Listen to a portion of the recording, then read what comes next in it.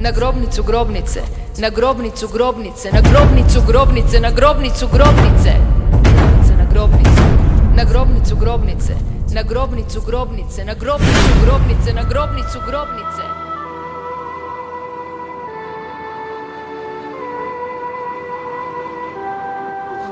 Evo, ja vas sve lijepo pozdravljam ispred općine Hrvatska Dubica i u svoje osobno ime. Ja sam načelnica općine Ružica Karagić. Tu je moja zamjenica Željka Vuković. Željka, javi se. Ne znam. Radi. Tu je i predsjednica vijeća Kata Karagić, neke ste upoznali, ravnateljica osnovne škole i moji suradnici u općini. Evo, došli ste znači u mjesto Bačin u općini Hrvatska Dubica. Općina Hrvatska Dubica po zadnjem popisu stanovnika broji 2089 stanovnika. Ne znam za Škabrnju, jel znate vi možda? 1770. Pa znači tu smo negdje, jel kod nas kako se sad ove demografska kretanja i to vjerujem da i kod nas broj opao, ne znam kod vas, možda su malo drugačiji. Dobro, to je super. Baš lijepo, da. Evo, znači i kod nas, isto kao što se i kod vas dogodio takav strašan zločin, tako se evo dogodilo isto na ovom mjestu kod nas. Ovdje je spomenik žrtvama koji su samo iz ovog sela u kojem ste trenutno sada, znači iz sela Bačin. Ovo je Bačin Donji, pored rijeke Une, i još gore ima uz brijeg Bačin Gornji. Znači, to je jedno selo, zove se Bačin, samo je gore na brdu kažemo Gornji. I to su svi ljudi koji su tu ostali u rujnu 1991. Odnosno neki su stradali već i u kolovozu kad su počeli prvi napadi na Bačin. Neki su stradali od minobacačkih tih projektila. Neki su znači ostali tu i poslije su ili poginuli. Neki su nađeni na nekim drugim grobnicama, jer imamo tu jednu masovnu grobnicu koju ćete sad obići, ali imamo još jednu masovnu grobnicu u predjelu Cvjetni vir u šumi, gdje je 7 žrtava i gdje su neki od ovih ljudi tu iz Bačina koji se nalaze na ovim popisima. Znači 28 ljudi, od kojih su neki bili branitelji, a neki su bili civili. I to je što se tiče Bačina, što se tiče žrtava iz Bačina. Obići ćete i masovnu grobnicu. Na toj masovnoj grobnici obratit će vam se pukovnik umirovljeni naš gospodin Orkan i on će vam sve ispričati detaljno kako se dogodilo i šta se dogodilo s tim ljudima koji su pogubljeni tamo. To su ljudi iz Cerovljana i Dubice, ali iz Bačina dakle ne. Bačinci su ostali ovdje, selo je u rujnu popaljeno, mnogi su izbjegli, pobjegli su gdje ko se nije uspio spasiti, ostao, znači ovih 28 žrtava je samo iz ovog jednog malog sela koje je tad imalo oko 400 stanovnika. Ime Otca i Sina i Duha Svetoga, amen. Oče naš koji jesi na nebesima.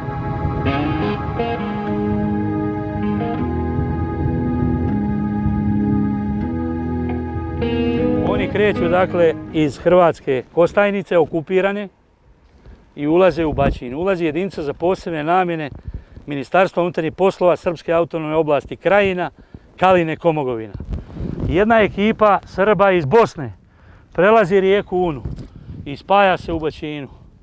I čine zločine i ubijaju onih 28 ljudi. I idu prema Hrvatskoj Dubici. Odavde do Dubice 2 km. Okupiraju Hrvatsku Dubicu.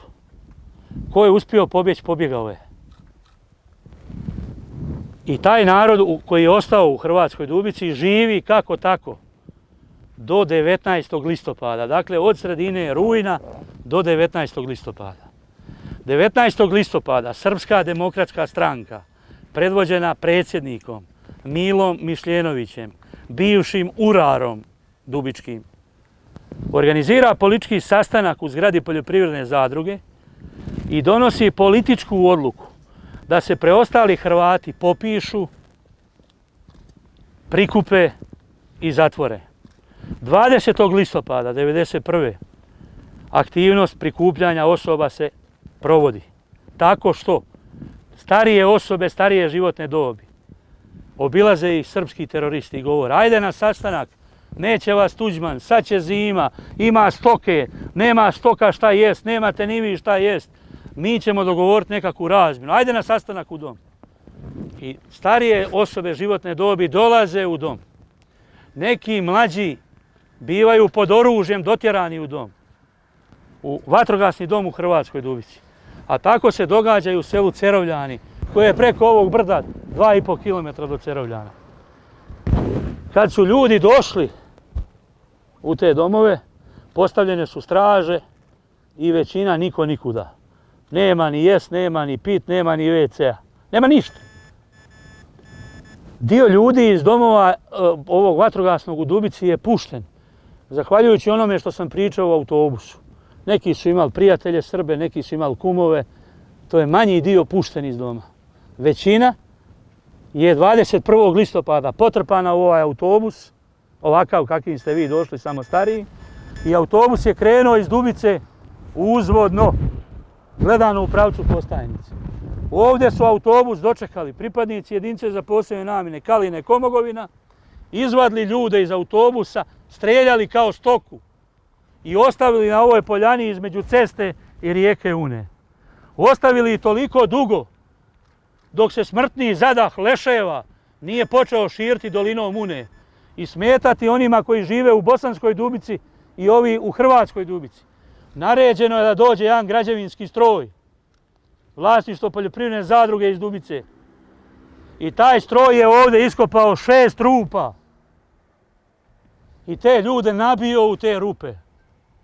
Vidjet ćete poslije na 3. točki šta se tu dogodilo i šta je tu bilo. Bela je veliki. Nedovoljno duboke rupe, nabijano, gaženo. Ljudi pronađeni bez glava, polomljeni kičmi, nogu odvojeni, ruku odvojeni. Bože sačuvaj. Uglavnom, u proljeće 1997. policija pronalazi grobnicu. Gdje je Goran? Gorane? Goran je bio ovdje kad je bila ekshumacija. Goran je umirovljeni policajac i danas se bavi filmovima, glazbom i tako, piše pjesme. Goran je bio na ekshumaciji. I ti ljudi su iskopani. Pronađeno je 56 leševa, nevezano za one gore, oni 28. Od tih 56, 31 osoba je iz Dubice, 5 iz Cerovljana, 20 je bilo NN i 20 NN tada je zakopano na groblje u Hrvatskoj Dubici, ostali po obiteljskim grobnicama ko gdje pripada. Od onda do danas ostalo je još 9 neidentificirani. Imaju leševi, ali ne zna se ko su od ovih 56. Znači, tamo 28 i ovih 56, to je 84, ali nije to sve. U ovoj općini je ubijeno 137. 137. To ćete vidjeti u memorijalnom prostoru u koji ćete sad ići. Uglavnom, grobnica je nađena 1997. Država je navrat na nos napravila spomenik 2000. godine. Popucao je spomenik. Da li zbog ovih kamiona i tereta i autobusa i tih klada, pa vibrira. Da li zbog toga što je ovo nasipano, pa Una plavi kad se izlije. Da li dođu četnici čamcom pa polupaju. Pa je država napravila drugi, pa je popucala druga golubica. Pa je država napravila treći, pa je popucala treća golubica. I sad je evo 4. Uglavnom za ovaj zločin još nitko nije u zatvoru. Nije nitko odgovarao za ovaj zločin. Za ovih 56 ubijeni. Od onih tamo 28 većina se još traži, ali oni su ubijeni u rujnu. 84. Još nije dosta. Još treba u ovoj općini 53 u raznim okolnostima o kojima ćete čuti poslije da bi bilo 137. U maloj općini koja po popisu iz 2011. imala 2089 stanovnika. U općini u kojoj danas ne živi ni 1500 ljudi. 137 mrtvi. Čuli ste za Glinu 390 i nešto. Čuli ste za Petrinju 580, 590. Čuli ste za Kostajnicu. Čuli ste za masovne grobnice Plavićevac. To vas od jutros maltretiramo u autobusu. I vidite koje je tu zlo. Nitko u zatvoru nije tu bio. Ni završio zbog ovog zločina. Ove godine nekako smo odlučili doći i odati počast žrtvama Bačina, gdje se nalazi druga po redu masovna grobnica u Republici Hrvatskoj. Nekako stradanja Škabrnje i Bačina su najveća od malih mjesta, tako da kažemo, u Republici Hrvatskoj, za zločine počinjene u Škabrnji i Bačinu do dan danas nitko nije završio u zatvoru. Kako Škabrnjani gledaju? Pa gledajte, nakon 27 godina nas prije svega žalosti ta činjenica, isto tako ta činjenica nas i ljuti. Škabrnja je malo ravnokotorsko mjesto sa 1700 stanovnika. U Domovinskom ratu ubijeno je ukupno 86 ljudi, od toga 54 civilne osobe i 26 hrvatskih branitelja, a još je 10 hrvatskih branitelja iz drugih mjesta Hrvatske dalo svoj život u Škabrnji za slobodnu i neovisnu Hrvatsku. Za zločin u Škabrnji postoje 2 pravomoćne sudske presude, ali izrečene potpuno osobama koje su potpuno nebitne, posebice kada se radi o zapovjednom lancu odgovornosti. Za zločin u Škabrnji kažnjena je medicinska sestra Zorana Banić i Jovan Bađoka, koji su svoje kazne, naravno skraćene, odslužili. Oni su danas potpuno slobodni ljudi. Svi oni koji su zapovijedali napadom na Škabrnju, svi oni koji su za to vrijeme obnašali odgovorne funkcije, nažalost do dana današnjeg nisu kažnjeni i nažalost vjerujem da nikad ni neće biti kažnjeni. Naprosto zato jer je veliki dio njih suđen u odsutnosti, dobili su određene zatvorske kazne, ali u ponovljenim postupcima većina njih su za sada pravomoćno oslobođeni. Hvala vam lijepo.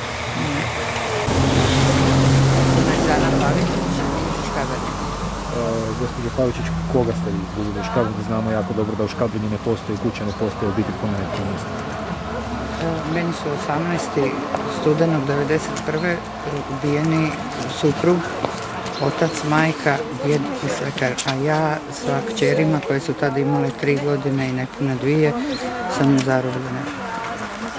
Kako vi gledate na činjenicu da osim ovo 2 koje su odslužili, tako da kažemo, simbolične kazne, niko nije od odgovornih nije završio u zatvoru za zločin u Škabrnji, ali jednako tako i za zločin ovdje u Bačinu gdje su ubijeni civili, isto tako nitko nije sudio. Žalosti me činjenica što imamo državu u kojoj pravosuđe ne radi. Naši branitelji, naši heroji, naši se zatvaraju, osuđuju se, a oni koji su napravili, ne daj Bože da se ikad ponovi takvi zločin nad Hrvatima, naše pravosuđe ne radi, ne funkcionira, ne znam zašto. Žalosti me kako za moje nije niko osuđen, tako me žalosti za cijelu Hrvatsku i naravno je ovdje za Bačinu. Evo ovdje u Bačinu, prvi puta ste ovdje u Bačinu, ako sam dobro shvatio, na putu ste za Vukovar. Zašto je važno isticati mjesta poput Škabrnje, poput Bačina, ali i svih ostalih stratišta hrvatskog naroda, svima posebice?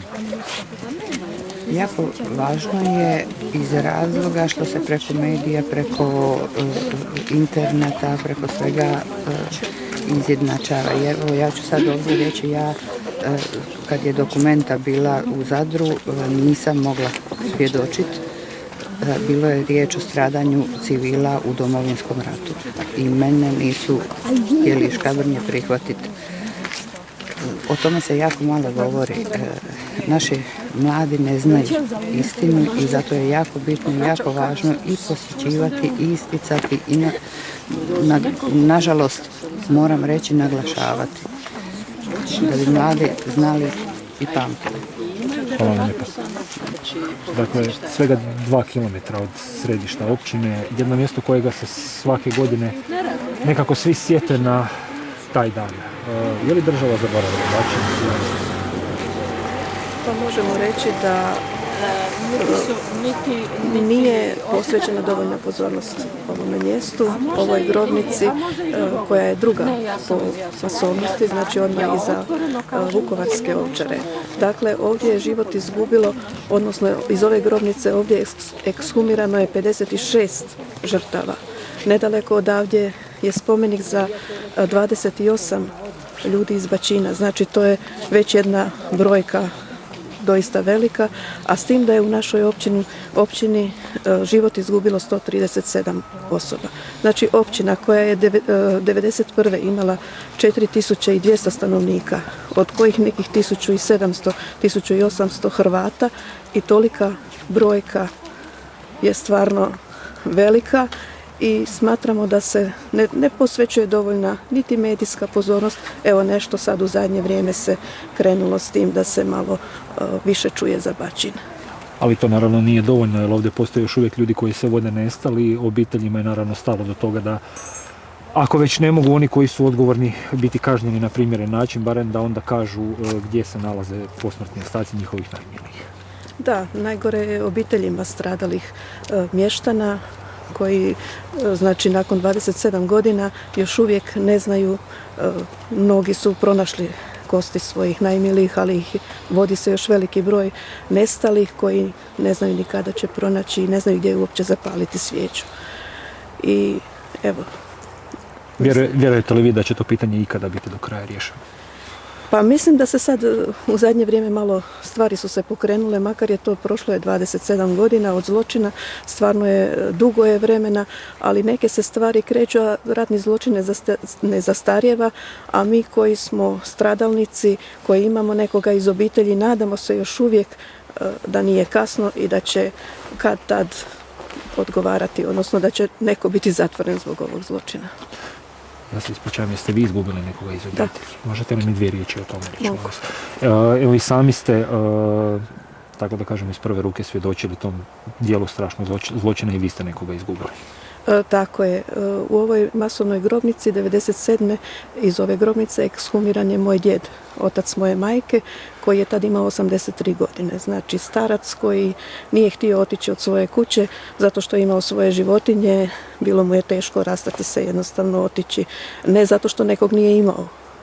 Svi smo mi nekuda otišli, svi smo nekoga imali ili prijatelj ili rodbinu, nego jednostavno mislio je nisam nikome kriv, zašto bi mene neko uopće dirao i tako eto, to je iz moje obitelji. Ja imam puno susjeda, ljudi koji su isto tako imali svoju stoku i svoje životinje, jednostavno im je bilo teško otići od svoje kuće i koji su tu također izgubili život. I što je meni, mislim što je strašno, to oni jesu ovdje strijeljani, ali ja kasnije kad sam gledala viktimološku i povijesnu studiju, ispada da su osobe imali prostrijelne rane, potkoljenice, natkoljenice. Znači da su oni tu vjerojatno iskrvarili, da nisu svi baš izgubili život, nisu bili strijeljani na taj način da su odmah izgubili život, što je nešto prestrašno i kad se toga sjetim, to mi je stvarno onako.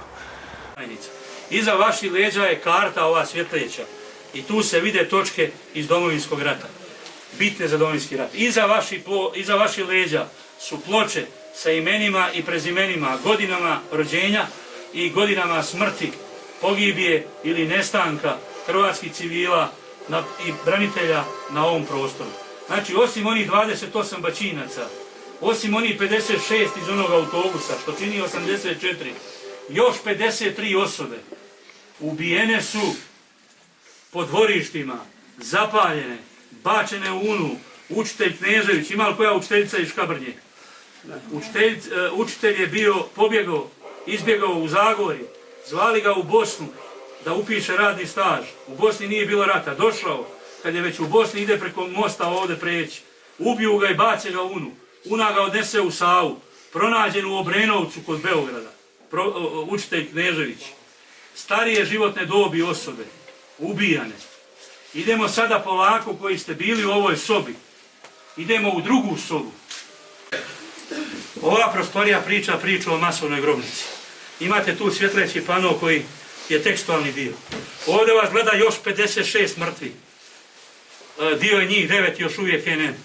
Ovdje vam je zemlja, čahure i redenici kojim su ti ljudi ubijeni. U zidovima se čuje žubor rijeke Une. Žubori Una simbolizira protok vremena, čišćenje, ko treba se čistiti. Sa zemljom autor ovog prostora, arhitektonski fakultet iz Zagreba, magistar, profesor Mario Beusan, šalje poruku postojanosti ovih žrtava. Sa rijekom simbolizira protok vremena. Tu je tamo malo skladište i Golubica. I evo te priče o 137 mrtvih. Ne pričam ja ovu priču, ali ovu priču je u studiji koja je bila podloga za ovaj prostor. Tu se ušlo u gole zidove. postoji studija o žrtvama, a ona se zove povijesno-viktimološka studija za izradu ovog memorijalnog prostora žrtvama Domovinskog rata. Autor ove studije je doktor znanosti sa Hrvatskog instituta za povijest Jakša Raguž, inače iz Dubrovnika. I gledajte sad, znači to je ta priča o 137 mrtvih. Danka, izvoli, Ružo, izvoli, koja će prva? Evo, ja bih zamolila Danku da nam malo ispriča o stradanjima u Škabrnji. Ovo smo sad sve već čuli tamo na masovnoj grobnici i ovdje. Mislim da se sve rekao, da ja sad nemam šta... Recite još riječ, dvije, Danka posebno, šta ima reći? Malo da nas upoznate, da. Ja ću vas prije svega pozdraviti i zahvaliti vam na ovom lijepom dočeku koji, evo, nažalost je u sklopu jedne naše posjete i naše želje da se poklonimo žrtvi ovih krajeva. Mi smo jučer stajali ispred jedne golubice i jednog crnog mramora. Sutra ćemo isto tako u Vukovaru stajati. Danas smo došli u Bačin po prvi put. Evo, ja sam u jednom trenutku inspirirana svojim prijateljem Orkanom zapazila taj Bačin. Zapravo već odavno znam za Bačin, ali sad me je osobno on utjecao na mene da donesem odluku da na tom našem putovanju u Vukovar dođemo i k vama. Što se tiče stradanja Škabrnje u Domovinskom ratu, stradanje Škabrnje počelo je u ljeto 1991. godine.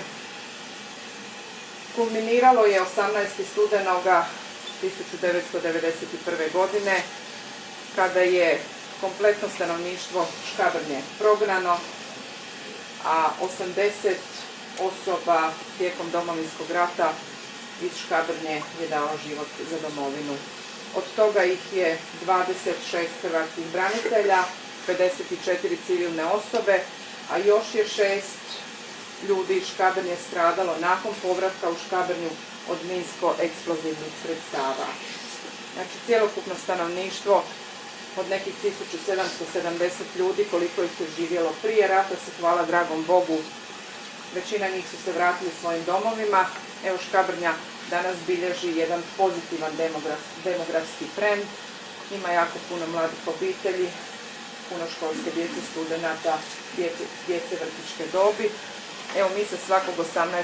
studenog prisjećamo naših žrtava, isto tako žrtava Vukovara, i ne samo njih, nego svih onih koji su stradali u Domovinskom ratu i svoje živote utkali u plamen hrvatske slobode. Tim povodom smo mi i danas ovdje. Željeli bismo ovom malom mjestu iskazati poštovanje i našu zahvalnost za sve ono što su dali za Hrvatsku. Naravno da nas i žalosti i ljuti činjenica koju, evo, poput mantre ponavljamo od jučer u Škabrnji, danas u Bačinu, a sutra u Vukovaru, kako za ove strašne zločine gotovo da nitko nije odgovarao, a ako i jeste, onda su kazne minorne. Evo, nažalost, ljudi polako nestaju, ljudi umiru, svjedoci jednog vremena odlaze. Hoće li se i što će se u Gdje je unuk od Eve Šegarić? Gdje je unuk mali? Praunuk, evo ga. Naprijed. Evo, s nama je Šime Šegarić.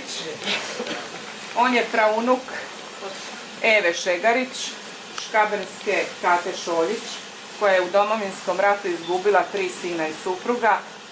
Šime nosi ime svoga dida i on je danas s nama. Isto tako, s nama je danas gospođa Negzana Pavičić, koja je u Domovinskom ratu u Škabrnji izgubila supruga, oca, majku, dida, svekra i još nekoliko članova šire obitelji. Tako da, evo, suosjećamo s vama i zaista znamo kako se vi ovdje osjećate. Hvala vam lijepa. Mi smo pokušali nekakve kontakte uspostaviti sa vašim načelnikom i pozvali smo i prošle godine i ove godine da dođete na dan sjećanja 21.10. baš na dan kad se dogodio ovaj zločin. Međutim, na kraju nismo uspjeli, ali evo, sad kad ste nam vi došli, mi vas pozivamo da nam dođete. Znači 21.10. je dan sjećanja na naše žrtve, pa evo. A mi ćemo isto tako, smatramo se već i pozvanima i ne trebate nas pozivati, već možda sljedeće godine doći u Škabrnju. Vi ste u Škabrnji uvijek dobrodošli, evo nas nažalost spaja tuga, ali nekako to naše onda druženje prerasta u prijateljstvo. Evo, drago mi da smo došli ovdje, iako povod našeg dolaska nažalost nije nekako veselje, ali ipak evo, došli smo ovdje izraziti svoje poštovanje i zahvalnost za sve što je ovaj kraj dao za Hrvatsku domovinu. U proljeće 1992. godine, dolaskom UN-a, danske bojne UN-a na ovaj prostor, nam je potvrđeno da ovdje nema živi ljudi. Našao se jedan dokumenat, nastao u policijskoj postaji u Novskoj, gdje je hrvatska policija 1992. godine dobila informaciju da su ljudi pobijeni i da se masovna grobnica nalazi na ulasku u selo Baćin, u bašči, tako piše, poštara Nikića ili Mikića. Nejasno je zašto je grobnica pronađena tek 1997. godine, ako se od 1992. zna da je ona na ulasku u selo Baćin u bašči poštara Nikića ili Mikića. U vojno-redarstvenoj operaciji Oluja zarobljena su dvojica srpskih terorista i osuđena za ratni zločin u Baćinu pravomoćnim presudama 14 i 12 godina. Nejasno je ko je, kako i zašto ovu dvojicu terorista pustio na slobodu iako su pravomoćno presuđeni zbog zločina u Baćinu. Tim više je nejasan novi postupak za Baćin kada je Ika Šarić ponovo osudila već osuđenu tu dvojicu, koji jedan sada živi u Kanadi, a drugi živi u Americi. Uglavnom, 1993. hrvatska policija je podnijela kaznenu prijavu zbog ovog zločina protiv 15 osoba. I nejasno je što je državno odvjetništvo čekalo sve ove godine i pravosudni sustav Republike Hrvatske da to procesuira. Uglavnom, grobnica je pronađena 1997. u 3. i 4. mjesecu. Državi Hrvatskoj je trebalo 3 godine da tu postavi spomenik sukladno zakonu o obilježavanju mjesta masovnih grobnica. 3 spomenika do sada su popucala. 2006. godine na inzistiranje hrvatskih branitelja koji su snimili rekonstrukciju ovog zločina, onda je Mladen Bajić, glavni državni odvjetnik, došao u Sisak i obrisao pod sa županijskim državnim odvjetnikom Stipom Vrdoljakom i on je od onih 15, još od 1993. ustanovio da je 6 mrtvi, a 9 živi. Od tih 9 provedeno je suđenje u odsutnosti, a neki su od njih 9 postali dostupni i ti koji su postali dostupni su svi oslobođeni u pravosudnom sustavu Republike Hrvatske i slobodni građani. Suma sumarum, za ovaj zločin, veliki zločin, druga masovna grobnica se nalazi u Baćinu, nitko danas nije u zatvoru. I ovaj dan je za nas jako veliki dan i poseban dan kada su ljudi iz Škabrnje, iz stradalničkog mjesta došli ovdje odati počast ovim žrtvama. Oni su jučer u koloni imali 15.000 ljudi, a u Vukovaru je bilo 65-70.000. Ovdje na obljetnicu dođe ni više ni manje nego maksimalno 300 ljudi. Meni nije jasno zašto ni jedan predsjednik Hrvatske države, ni jedan predsjednik vlade, ni jedan predsjednik Sabora nisu došli u Baćin i odali počast ovim žrtvama. Pozivani su bez ikakvih pretenzija ovih ili onih političkih, ovakvi ili nakvi, ali ni jedan predsjednik države, Sabora i vlade nije došao u Baćin. Ne znam zašto. I to nas je motiviralo da 2013. godine uredimo ovaj prostor koji nije fantaziranje. Postoji ozbiljna studija, povijesno-viktimološka studija koju je napravio doktor znanosti sa Hrvatskog instituta za povijest iz Zagreba, koji je podloga ovome prostoru. A ne da fali neko ili da smo nekoga dodali ovdje. To treba pitati Institut za povijest doktora Jakšu Raguža. Kako ovo napravljeno? Autor ideje ovoga spomen obilježja je redovni profesor sa Arhitektonskog fakulteta u Zagrebu, diplomirani inženjer građevine, magistar Mario Beusan. I onda je ovo uređeno. Uglavnom, u godinu dana, kako je ovo uređeno, ovaj prostor su obišli Hrvati iz Mađarske, 2 autobusa Bošnjaka, muslimana iz Zagreba, branitelja. Ovdje su bile 4 srednje škole iz Zagreba. U godinu dana je ovdje došao autobus studenata sa Filozofskog fakulteta iz Zagreba. Branitelji udruge dragovoljaca, branitelji obitelji sa Krka. Evo danas, hvala Bogu, Škabrnjana koji su podnijeli ogromni teret isto tako za slobodu Hrvatske. I gore što je Danka rekla i što mi pričamo cijelo vrijeme, ni za Škabrnju, ni za Baćin, ni za Voćin, niko nije u zatvoru, niko nije odgovarao. Šta se čeka?